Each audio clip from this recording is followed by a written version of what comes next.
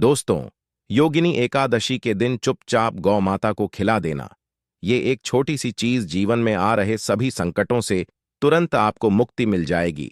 भगवान श्री हरि विष्णु के आशीर्वाद से आपकी समस्त प्रकार की मनोकामना पूर्ण हो जाएगी।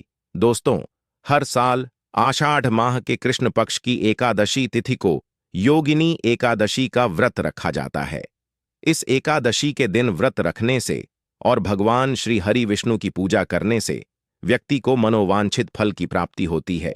योगिनी एकादशी का व्रत रखने वाले व्यक्ति को 88,000 ब्राह्मणों को भोजन कराने के बराबर पुण्य फल की प्राप्त होती है और साथ ही इस दिन व्रत रखने से अनजाने में हुए पापों से भी छुटकारा मिलता है। इस दिन किए गए दान, धर्म और गौ सेवा से करोड़ों गुणा फल की प्राप्ति होती है। इस साल पंचांग के अनुसार आषाढ़ माह के कृष्ण पक्ष की एकादशी तिथि की शुरुआत 1 जुलाई को सुबह 10:26 पर शुरू होगी, वहीं इसका समापन 2 जुलाई को सुबह 8:42 पर होगा। ऐसे में उदयातिथि के अनुसार योगिनी एकादशी व्रत 2 जुलाई को रखा जाएगा। वही इस एकादशी का पारण 3 जुलाई को सुबह 5:28 से सुबह 7:10 के बीच किया जाएगा। दोस्तों, इस योगिनी एकादशी के दिन चुपचाप गौ माता को खिला दें, ये एक छोटी सी चीज रोडपति भी बन जाएंगे, करोड़पति मिल जाएगी, सभी संकटों और कष्टों से मुक्ति, पितृदोष काल सर्प दोष तुरंत होगा खत्म, पूरे साल आपके भरे रहेंगे, अन्न धन के भंडार यूं कहें कि आपकी 7 पुश्ते तक करेगी, रुपयों पैसों पर राज, दोस्तों 7 पीढ़ियों तक बैंक बैलेंस बढ़ता चला जाएगा, सभी प्रकार के जो भी दुख दर्द संकट कष्ट है वह दूर हो जाएंगे और सभी सुख आपके कदमों में आ जाएंगे, सफलता आपके कदम चूमेगी। बस ये एक छोटी और खास चीज चुपचाप गाय को खिला देते हैं तो तत्काल गरीबी आपके जीवन से खत्म हो जाएगी। दोस्तों, वीडियो में आगे बढ़ने से पहले आप सभी से निवेदन है, इस वीडियो को लाइक करके कमेंट बॉक्स में जय गौ माता अवश्य लिख दें। आइए दोस्तों, वीडियो शुरू करते हैं। दोस्तों, गौ माता की सेवा अगर निस्वार्थ भाव से की जाए तो घर में माता लक्ष्मी का वास होता है। वैसे तो युगों से चला आ रहा है कि गाय को हम कुछ ना कुछ खिलाते जरूर है। गाय को हमारे सनातन धर्म में मां लक्ष्मी स्वरूप भी माना गया है। कहा जाता है कि गाय की सेवा करने से घर परिवार सुखी और संपन्न रहता है।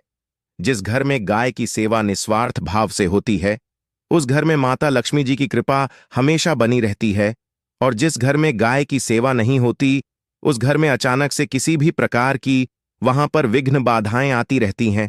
वैसे तो कुछ लोग शहरों में भी रहते हैं तो वहां पर गाय पालना संभव ही नहीं है, लेकिन गाय को वहां पर भी रोटी जरूर खिलाई जाती है, लेकिन कई बार गाय को खिलाने में कुछ भूल हो जाती है। दोस्तों, गाय के अंदर सभी देवी देवताओं का निवास माना जाता है, तो आप सुबह जो पहली रोटी बनती है वह अगर गाय को खिलाते हैं तो आपको सभी 33 कोटि देवी देवताओं का आशीर्वाद मिलता है। गाय को गुरु के साथ जोड़ा गया है, यानी गुरु ग्रह के साथ, बृहस्पति ग्रह के साथ। इसलिए गुरुवार के दिन गाय को रोटी पर 1 चुटकी हल्दी डालकर खिलाएं तो सुख संपत्ति ऐश्वर्य बढ़ता है, सभी प्रकार के दुष्ट ग्रह शांत हो जाते हैं। कई जो लोग मानसिक रूप से परेशान रहते हैं, वो गाय को रोटी पर थोड़ा सा गुड़ रखकर खिलाए तो सकारात्मक ऊर्जा आती है, टेंशन खत्म होती है, स्वास्थ्य अच्छा रहता है। और अगर आपको लगता है कि आपके सभी ग्रह खराब है, तो ऐसे में गाय को पहली रोटी रोज खिलाएं, सभी ग्रह धीरे धीरे सही होना शुरू हो जाएंगे। और कभी कभी जीवन में लंबे समय से कोई शुभ मंगल कार्य नहीं हो रहे होते, तब ऐसे में आप गाय को रोटी खिलाएं, गाय के मस्तक को छूकर अपनी मन्नत कहें, प्रणाम करें, पैर छुए तो आपकी मन्नत जरूर पूरी होगी। दोस्तों, गाय को रोटी तो हर कोई खिलाता है, अब यह रोटी बासी बिल्कुल भी नहीं होनी चाहिए, यानी कि एक दिन पहले की जो रोटी बनी रहती है और आप दूसरे दिन सुबह सुबह खिला देते हैं, वह नहीं खिलानी चाहिए। कई बार आप रोटी बना लेते हैं और उस दिन गौ माता नहीं मिलती तो रोटी रखी रह जाती है, फिर वह अगले दिन गाय को खिलाने से गाय का अपमान माना जाता है, वह रोटी बासी कहलाती है। इसलिए गाय को एक दिन पहले की बची हुई रोटी कभी नहीं खिलानी चाहिए।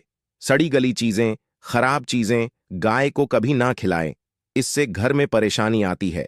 अगर आप ऐसा करते हैं तो अपनी आदत को बदल लिए, क्योंकि इससे घर में तकलीफ और परेशानी उत्पन्न होती है। गाय को हरा चारा तो हर कोई खिलाता है। हरा चारा खिलाते समय आप एक बात का ध्यान रखें, गाय को सबसे ज्यादा पीपल का पत्ता लोग खिलाते हैं और पीपल का पत्ता आप खुद से तोड़कर मत खिलाइए। दोस्तों, गाय का कोई अपशगुन नहीं होता है। जिस भूभाग जमीन पर मकान बनाना हो, वहां पर अगर आप 15 दिन के लिए गाय और बछड़ा बांध देते हैं तो वह जगह पवित्र हो जाती है। भूभाग से बहुत सारी आसुरी शक्तियों का नाश हो जाता है, क्योंकि गाय में सकारात्मक ऊर्जा का भंडार माना गया है। गाय का मार्ग रोकना। अगर आप कहीं भी जा रहे हैं और गाय माता आपका मार्ग रोक दें तो यह बहुत ही शुभ माना जाता है। गाय और बछड़े का दर्शन एक साथ आपको हो जाए तो यह आपकी सफलता का प्रतीक माना जाता है। अगर आपके घर के आसपास घूमती रहती है तो इसका मतलब है कि आपके घर से काफी सारे संकट अपने आप ही दूर होने वाले हैं और समृद्धिपूर्वक जीवन आपको मिलता है। अगर आपको गाय अचानक से पूंछ मार देती है तो यह बहुत ही शुभ संकेत माना गया है, और काली चितकबरी गाय का ऐसा करना तो और भी ज्यादा शुभ माना गया है। गाय का जो पंचगव्य होते हैं वह कई रोगों में लाभदायक है। गाय के दूध, दही, घी, गोमूत्र और गोबर, इन सभी को शरीर की रोग निरोधक क्षमता को बढ़ाकर रोगों का नाश करने वाला माना गया है। ऐसा कोई रोग नहीं है जिसका इलाज पंचगव्य से नहीं किया जा सकता। दोस्तों, गाय को रोटी देने से न केवल सुख समृद्धि की प्राप्ति होती है बल्कि बरकत भी होने लगती है। अगर आप गाय पाल सकें तो अच्छी बात, लेकिन आज के मॉडर्न युग में जहां लोगों की शायद खुद के घर में रहने की जगह नहीं है, ऐसे में लोगों को गाय रखना थोड़ा कठिन और महंगा हो सकता है।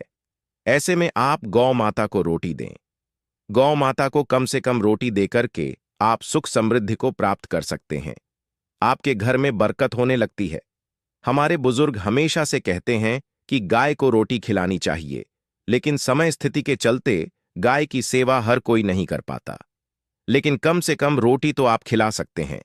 अगर रोटी भी नहीं खिला सकते, जैसे काफी सारे जो हमारे भाई बहन विदेशों में बैठे हैं, उनको गाय नहीं मिलती है, वह पूछते हैं कि हम कैसे गौ सेवा करें। आप ऐसा कर सकते हैं। आप गौ माता के नाम के पैसे निकालते जाएं और फिर आप चाहे तो कभी इंडिया आए तो आप गौशाला में दान दे दें, या फिर आप चाहे तो वहीं पर किसी गरीब को गौ माता के नाम की रोटियां खिलाएं। किसी भी अनाथ आश्रम में चले जाएं, किसी वृद्ध आश्रम में चले जाएं, किसी भी दूसरे सफेद पशु को आप भोजन कराएं। यह भी आपके लिए बहुत अच्छा होने वाला है। कम से कम रोटी जरूर खिलाएं। दोस्तों, अक्सर हमारे देश में कई जगह देखा गया है और कई लोगों का प्रश्न आता है कि हम झूठ रोटी गाय को देते हैं। क्या ये सही है या गलत है? हम झूठा खाना, बचा हुआ खाना गाय को खिलाते हैं, यानी जो बच जाता है वह गाय के हवाले कर दिया जाता है।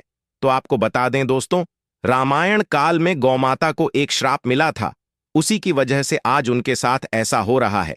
उसी श्राप की वजह से गौ माता में देवी देवताओं का वास होने के बाद भी उनको झूठा खाना पड़ता है।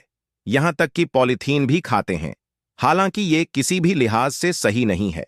आपको बता दें, वाल्मीकि रामायण में माता सीता द्वारा पिंडदान देकर दशरथ की आत्मा को मोक्ष मिलने का संदर्भ आता है, जो लोग जानते होंगे।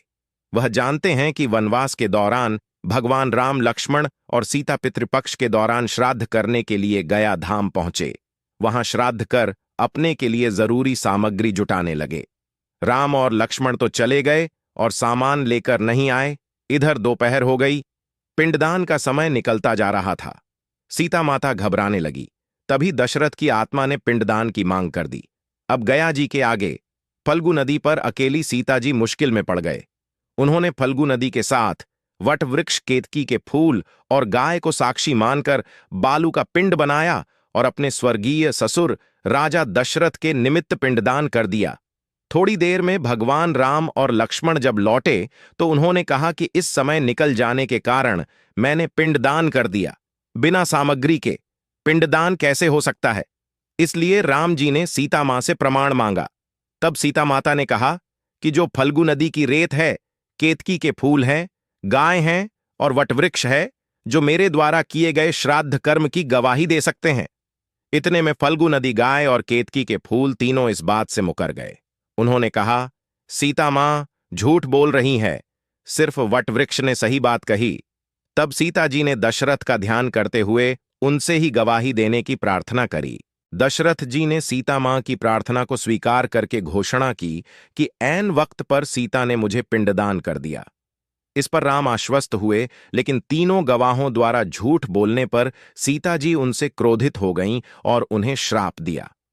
फल्गु नदी से कहा कि जहां तेरा नाम सिर्फ नदी रहेगा, लेकिन तुझ में पानी कभी नहीं रहेगा।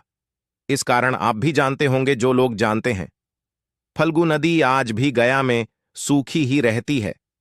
गाय को श्राप दिया कि तू पूज्य होकर भी लोगों का झूठा खाएगी, और केतकी के फूल को श्राप दिया कि तुझे पूजा में कभी नहीं चढ़ाया जाएगा। वटवृक्ष को माता सीता ने आशीर्वाद दिया कि उसे लंबी आयु की प्राप्ति होगी है और दूसरों को छाया प्रदान करेगा, तथा पतिव्रता स्त्री तेरा स्मरण करके अपने पति की दीर्घायु की कामना करेंगे।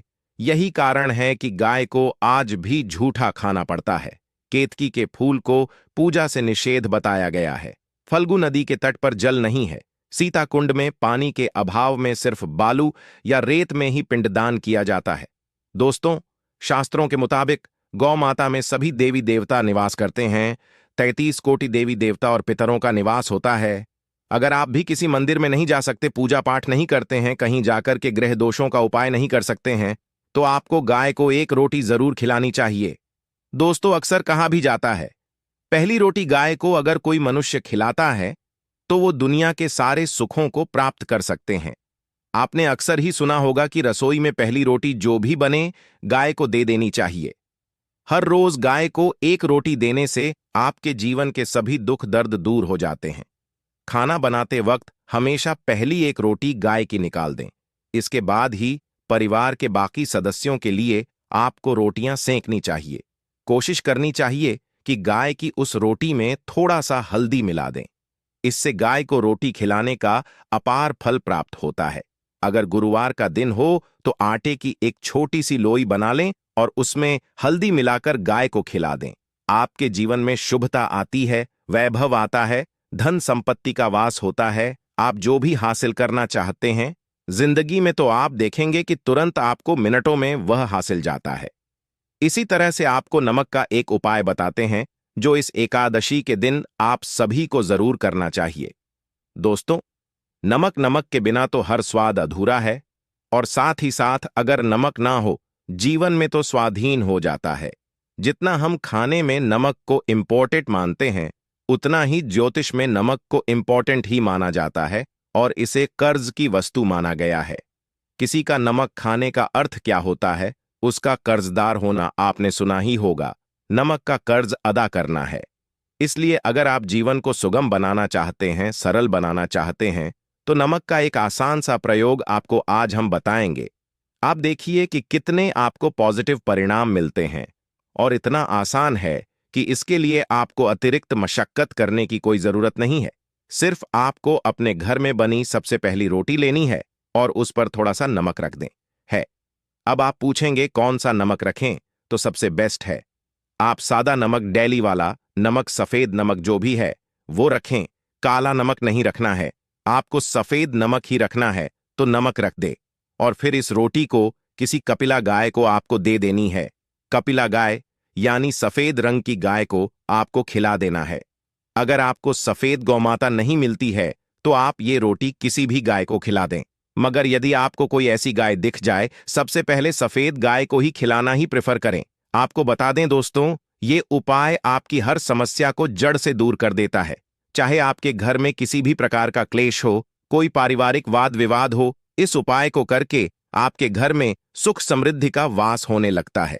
जो भी धन की कमी हो, बच्चों की पढ़ाई हो, करियर में सफलता हो, सभी मुश्किल है आपके जीवन की दूर होने लगते हैं। लेकिन गाय को रोटी देते वक्त मन में ऐसा कोई भावना ना रखें कि हम रोटी खिलाते हैं या फिर हम बहुत बड़े दानी हैं। अन्यथा इस स्थिति में पुण्य फल की प्राप्ति होने की बजाय अशुभ फल देता है। गाय को रोटी खिलाने से आप देखेंगे धन संपत्ति में दिनों दिन बढ़ोतरी होने लगती है और आपके घर के सभी प्रकार के ग्रह दोषों से आपको मुक्ति मिलती है। अगर आपके भी घर में धन की कमी है तो आपको ये उपाय इस एकादशी के जरूर करना चाहिए। किसी भी दिन करें। अगर सावन का पवित्र महीना या नवरात्रि के पावन दिन है तो हर दिन शुभ है। आप जिस दिन चाहे उस दिन से उपाय कर सकते हैं और आप देखेंगे इस उपाय को करने से आपके घर से धन की कमी पूरी तरह से दूर हो जाती है। तो यह उपाय आप जरूर करें। दोस्तों, आज के लिए बस इतना ही। अगर आपको ये वीडियो पसंद आया है तो वीडियो को लाइक करिएगा, दोस्तों को शेयर जरूर करिएगा और चैनल को सब्सक्राइब करके बेल आइकन जरूर प्रेस कर लीजिएगा। आप सभी का धन्यवाद।